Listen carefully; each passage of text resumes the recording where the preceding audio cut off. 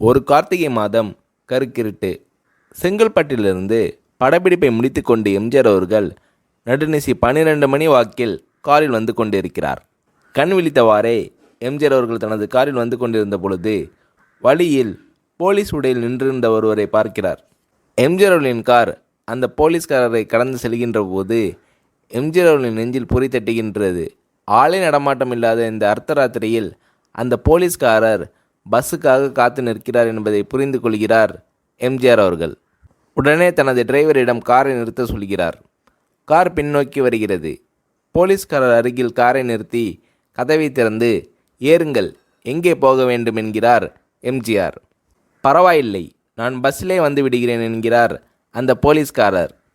நேரமாகிவிட்டது, இனி இந்த ரூட்டில் பஸ் கிடையாது, ஏறிக்கொள்ளுங்கள் என்று எம்ஜிஆர் அவர்கள் வலுக்கட்டாயம் செய்ய போலீஸ்காரர் வேண்டா வெறுப்பாக எம்ஜிஆர் அவர்களின் காரில் ஏறுகிறார். காரில் லைட் போட்டு சாப்பிட்டீங்களா என்று கேட்டுக்கொண்டே தன் சீட்டுக்கு பின்னால் இருந்த பிஸ்கெட் பழங்களை எடுத்து கொடுக்கிறார் எம்ஜிஆர்.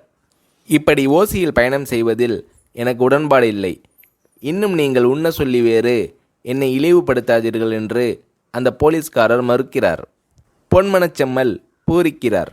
இருப்பவனிலிருந்து இல்லாதவன் வரை படித்து பதவியில் இருக்கும் எத்தனை பேர் எனக்கு அது வேண்டும் இது வேண்டும் என்று எம்ஜிஆர் அவர்களிடம் வேண்டி பெற்று செல்கிறார்கள்.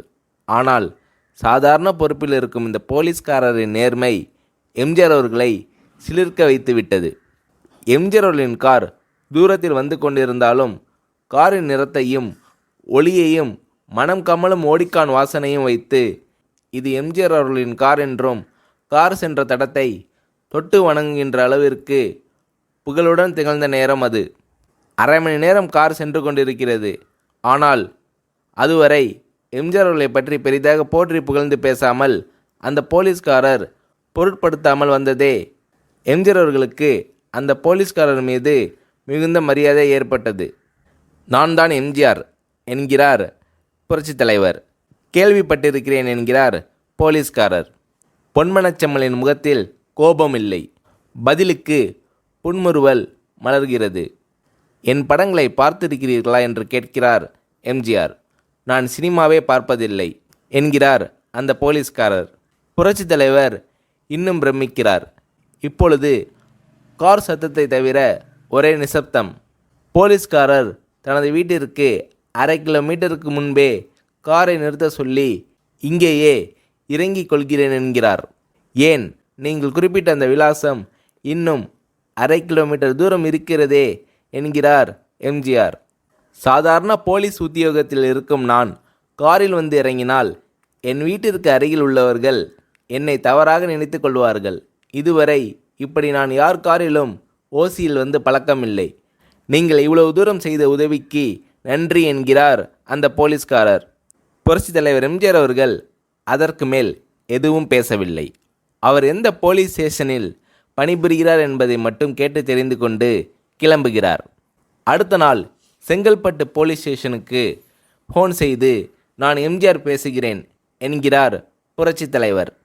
ஃபோனை எடுத்த டிஎஸ்பி உதறலோடு உற்சாகத்தோடும் தலைவரை வணக்கம் என்கிறார். இரவு சந்தித்த போலீஸ்காரரை பற்றி விசாரிக்கிறார் எம்ஜிஆர். நீங்கள் குறிப்பிடும் அவர் இன்று விடுப்பில் இருக்கிறார். அவர் கையூட்டு வாங்காதவர், கடமை தவறாதவர், காவல்துறை நேர்மைக்கு இவரே இலக்கணம். வெற்றிலைப்பாக்கு, பீடி, சிகரெட் போன்ற லாகிரி வஸ்தோ, நாடகம், சினிமா போன்ற பொழுதுபோக்கு அம்சங்களையெல்லாம் இவர் அறியாதவர். கல்யாண வயதில் உள்ள 3 பெண்களையும் கரை சேர்க்க முடியாமல் கஷ்டத்தில் இருக்கிறார் என்கின்ற விபரங்கள் டிஎஸ்பியால் எம்ஜிஆர் அவர்களுக்கு சொல்லப்படுகிறது. அவரை நாளை என் தோட்டத்திற்கு வர சொல்லுங்கள் என்கிறார் எம்ஜிஆர். பேசிக்கொண்டிருந்த டிஎஸ்பி உங்களோடு ஃபோனில் ஆளுக்கு ஒரு வார்த்தை பேச இன்ஸ்பெக்டர், சப் இன்ஸ்பெக்டர் உள்ளிட்ட எல்லோரும் ஆசைப்படுகிறார்கள். ஃபோனை அவர்களிடம் கொடுக்கலாமா என்கிறார் டிஎஸ்பி. புரட்சித் தலைவர் எம்ஜிஆர் அவர்கள் கொடுங்கள் என்கிறார். பேசுகிறார். அந்த போலீஸ் ஸ்டேஷனே புண்ணியம் பெற்றதாக புலகாகிதம் அடைந்தனர் அந்த போலீஸ்காரர்கள்.